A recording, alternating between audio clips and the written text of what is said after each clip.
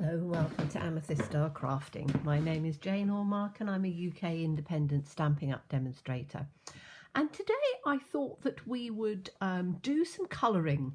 I haven't done a colouring tutorial for a little while, so I thought we would do something because I want to do a little blue tit bird. And I'm going to take this little image here. It's Happy Hedgehogs, and this is available still in the annual catalogue, which is, let me find it for you, what page it's on.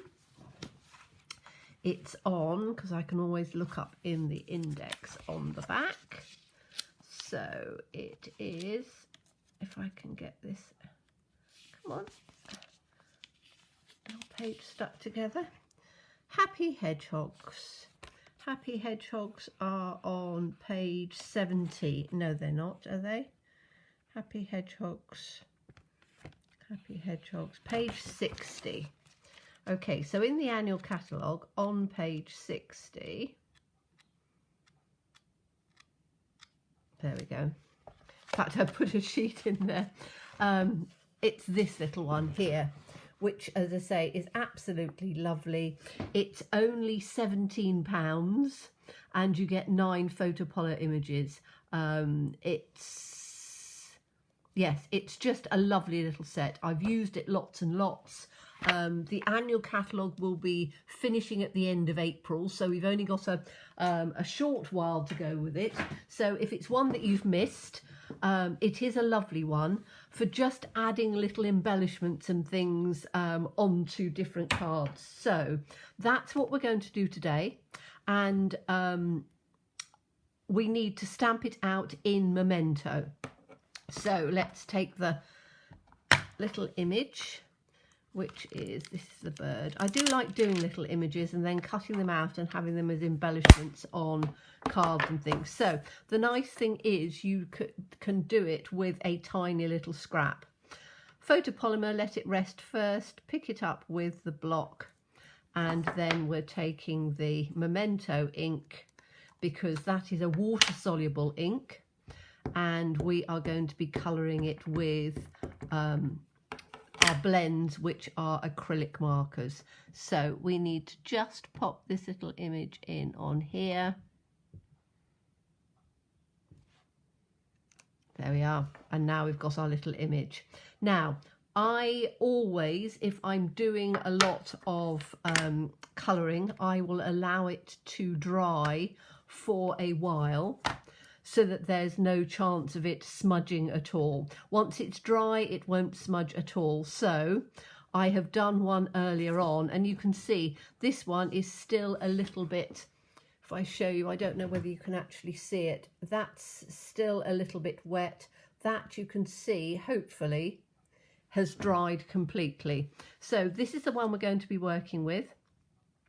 And I am going to just bring the image in just slightly for you so you can see. Hopefully it hasn't woggled too much, so you can then see how I'm colouring it. Now, the blends I'm using are, we are going to be using the blues, which are, let's get these all in first. So this is dark and light balmy blue. We've got dark and light mint macaron. We've got dark and light daffodil delight. And then we've got a black Stampin' Right marker to do the markings on the face of the blue tit so that it comes out like a blue tit. Now, the nice thing about this is if you see the little flower, you can colour the flower to coordinate with whatever project you're doing. Now, I'm going to do this in, I think, probably yellow, because that's what I'm going to do. So, to start off with, I am going to do the light balmy blue. And we are just going to colour the head. So you can see I do little stroking motions. Is that the light? Yes, it is. Just suddenly have visions that I was doing the dark. So we're just going to go in and around on the eye, round on the top of the bird like this, around on the wing,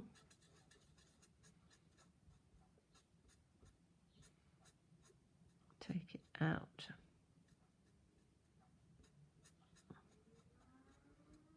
So that is our light.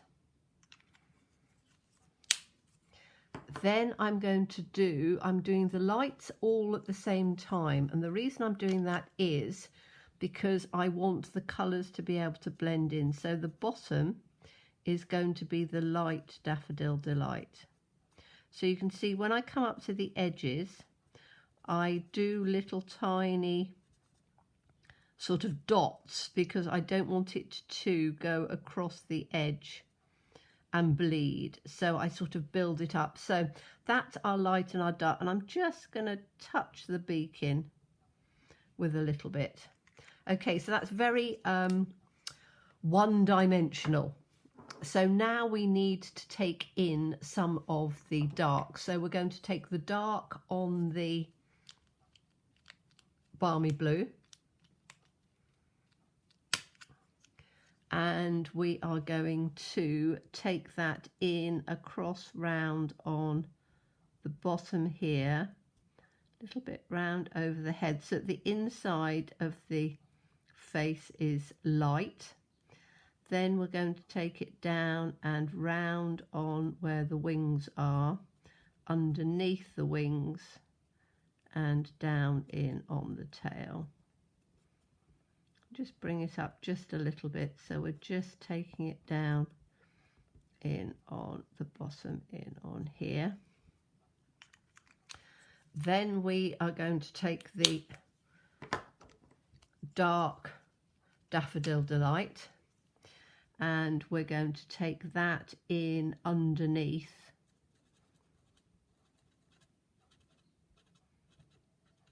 on the belly like that, leaving the top piece lighter, because we are then going to blend in with the light Daffodil Delight, and we'll just take that in, because then that, as that dries, gives that nice colouring. And then we'll take the light in on the top of the bird,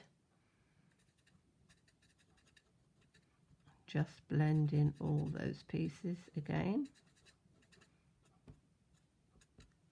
like that. Then, because there's quite a little bit of sort of blue in on the blue tit, I am going to take underneath, so in between here and here, we are just going to add just a little bit, and it's going to be in on the in between the two, just a little bit of this mint macaron, and then I'm going to take the dark mint macaron and just take that through in on the blue part. So you've got that coming through on there like that. So you've now got some tonal colours coming in. Then we need to actually make the markings of the blue tit. So this is where I'm taking our Stampin' Right marker, only because it is a very small image and I want a very fine nib. And as you can see, this is a very, very fine nib. So the markings on this, we need to go from round on here, and I'm just stroking the colours in so that they look as if they're marked the same as the others on here. So I'm taking it right the way in like this, because that's the head marking. And then we want from the eye to the beak a line. So I want to take it from there to here.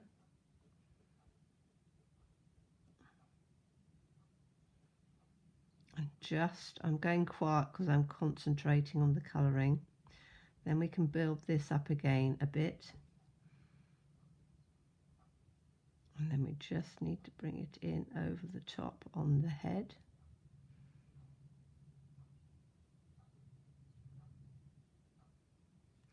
Like this. Take the little eye and make it black.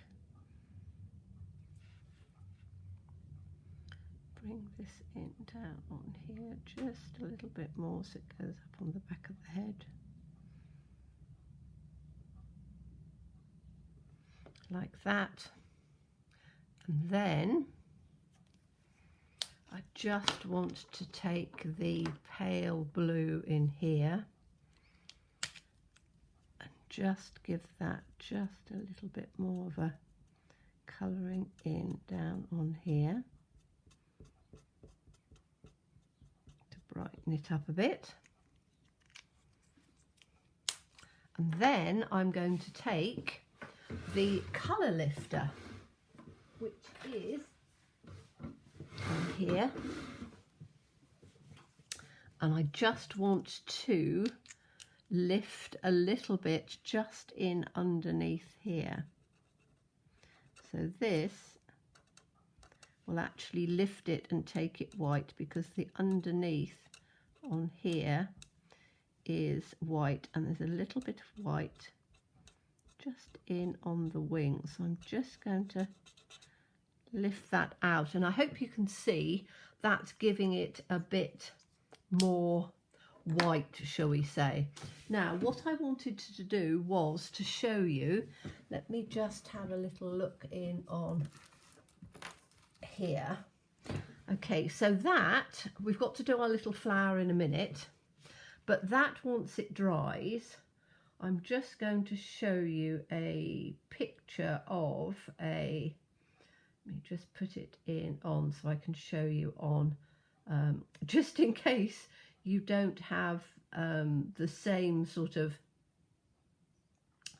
bird colourings. So let me just put it in here.